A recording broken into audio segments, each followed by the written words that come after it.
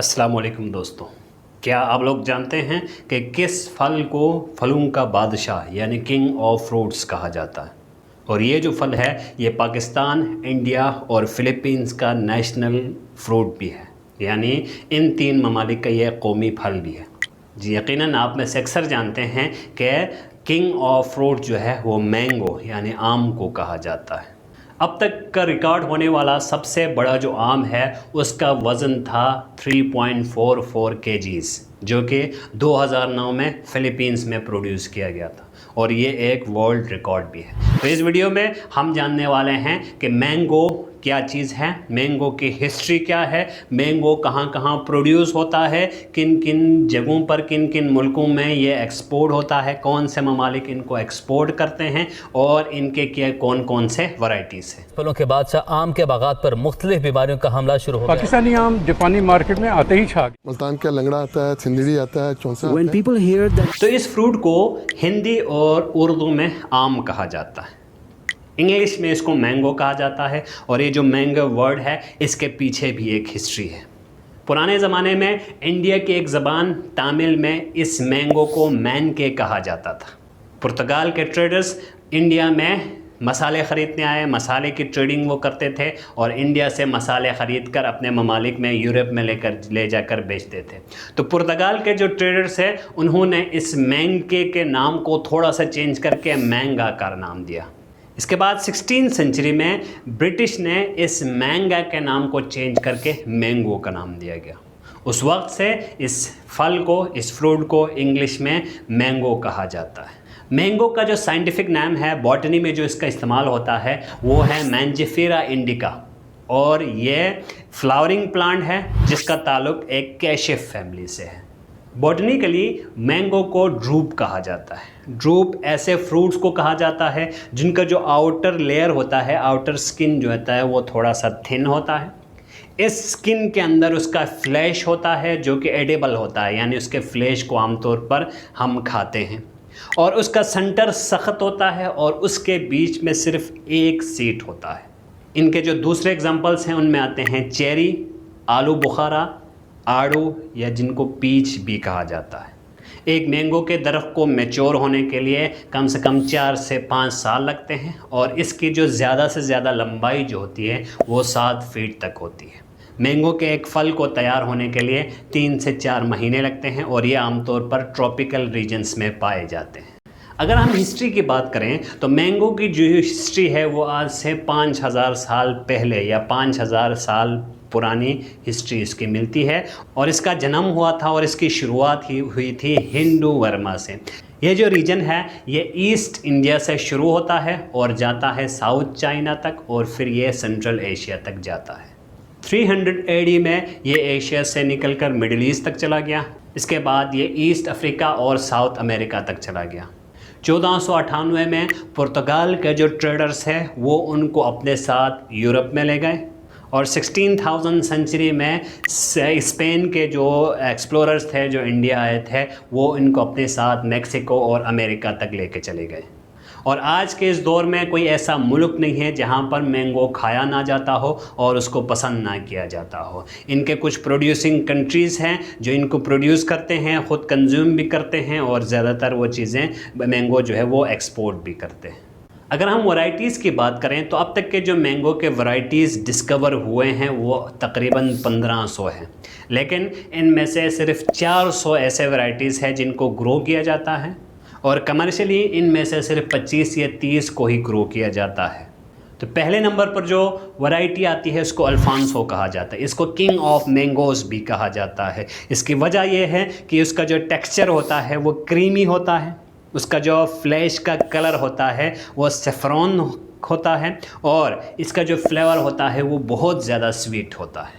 दूसरे नंबर पर जो वैरायटी आती है उसको टॉमी एकिन्स कहा जाता है और ये दुनिया में सबसे ज़्यादा कल्टीवेट होने वाला, सबसे ज़्यादा ग्रो करने वाला वैरायटी है। इसका जो टेक्सचर होता है वो थोड़ा सा सख्त होता है, फर्म होता है, इसकी स्वीटनेस नॉर्मल होती है और उसके जो स्किन का कलर होता है वो रेड एंड ग्रीन होता है। इसके बाद तीसरे नंबर पर जो आता है उसको चौंसा कहा जाता है, जो कि ज़्यादातर इंडिया और पाकिस्तान में पाया जाता है। इसका जो शेप होता है वो किडनी शेप होता है। इसका फ्लैश सॉफ्ट होता है लेकिन थोड़ा सा इसके अंदर फाइबर भी शामिल होता है, और इसकी खुशबू जो होती है वो बहुत ही प्लेजेंट होती है, बहुत ही खुशगवार इसकी खुशबू होती है। इनके अलावा जो उसके कुछ दूसरे वैरायटीज़ है उनमें आता है चौंसा, दशहरी, सिंदड़ी, अनवर राटोल, बॉम्बे, मलिका और तोतापुरी। दुनिया में सबसे ज़्यादा जो आम प्रोड्यूस होता है, कल्टीवेट होता है, वो होता है इंडिया में, और एक अंदाजे के मुताबिक इंडिया में 24.7 मिलियन टन्स आम हर साल प्रोड्यूस होते हैं। दूसरे नंबर पर आता है इंडोनेशिया, जहां पर हर साल 3.6 मिलियन टन्स पैदा होते हैं। तीसरे और चौथे नंबर पर आता है मेक्सिको और चाइना, जहां पर 2.4 मिलियन टन्स प्रोड्यूस होते हैं। और पाँचवें नंबर पर हमारा मुल्क आता है पाकिस्तान, जहां पर हर साल 2.3 million tons of mango produce होते हैं। अगर हम एक्सपोर्ट्स की बात करें तो दुनिया में सबसे ज़्यादा एक्सपोर्ट करने वाला जो मुल्क है वो मेक्सिको है, जहां पर मैंगो के एक्सपोर्ट से हर साल 401 मिलियन US$ की आमदनी होती है। फिर दूसरे नंबर पर जो मुल्क आता है वो है पेरू, जहां पर 315 मिलियन US$ की कमाई होती है। तीसरे नंबर पर आता है नीदरलैंड, जहां पर 226 मिलियन डॉलर्स। चौथे नंबर पर है स्पेन, जहां पर 178 मिलियन डॉलर्स।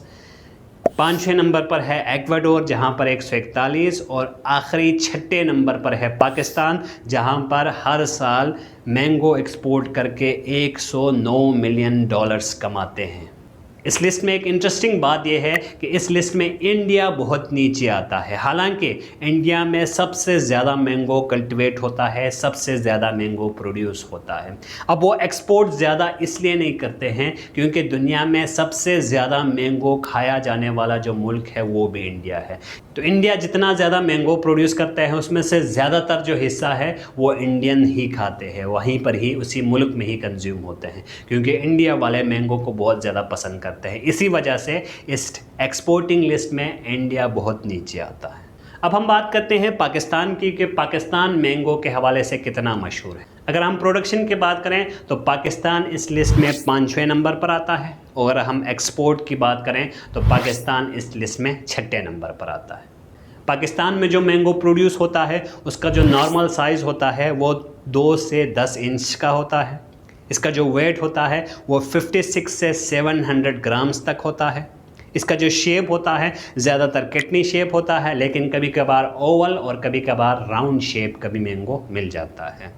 यहाँ अगर पर जो मैंगो होता है उसका कलर ज़्यादातर येलो होता है, ब्राइट येलो होता है, और ये मार्केट में आमतौर पर मई के शुरुआत में आता है और ये रहता है तकरीबन सितंबर के एंड तक। तो अगर आप मैंगो को पाकिस्तान में इंजॉय करना चाहते हैं तो मई के शुरुआत से आपने रहना है सितंबर के एंड तक।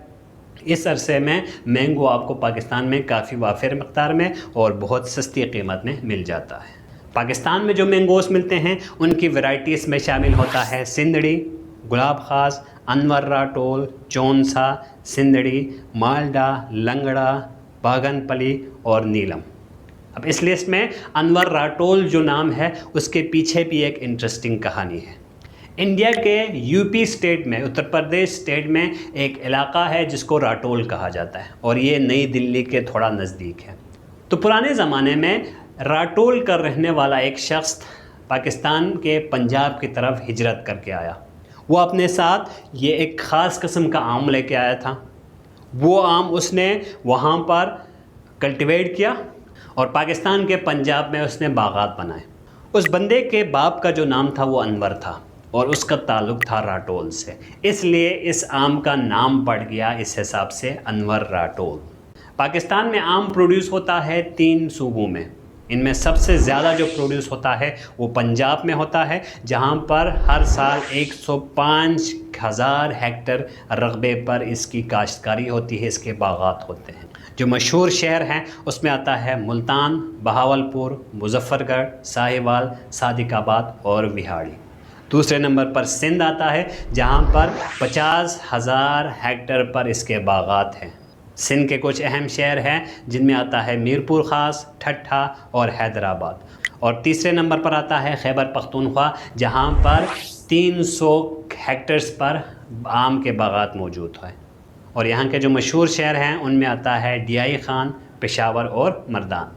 इन इलाकों से जो मैंगो प्रोड्यूस होता है उनमें से बहुत ज़्यादा जो है वो बाहर के ममालिक में एक्सपोर्ट होता है और थोड़ा जो हिस्सा बचता है वो पाकिस्तान में ही कंज्यूम होता है। एक्सपोर्ट ज़्यादा होने की वजह से पाकिस्तान एक्सपोर्ट की लिस्ट में 6ठे नंबर पर आता है। हर साल पाकिस्तान से बाहर के ममालिक में 60,000 से 90,000 किलो टन तक मैंगो एक्सपोर्ट होता है और इससे पाकिस्तान सालाना 100 से 110 मिलियन US डॉलर्स कमाते हैं। जिन ममालिक में पाकिस्तान के मैंगोस पसंद किए जाते हैं उनमें आता है यूनाइटेड अरब अमारात, UK, USA, China, Afghanistan, Australia, Canada, France और जर्मनी।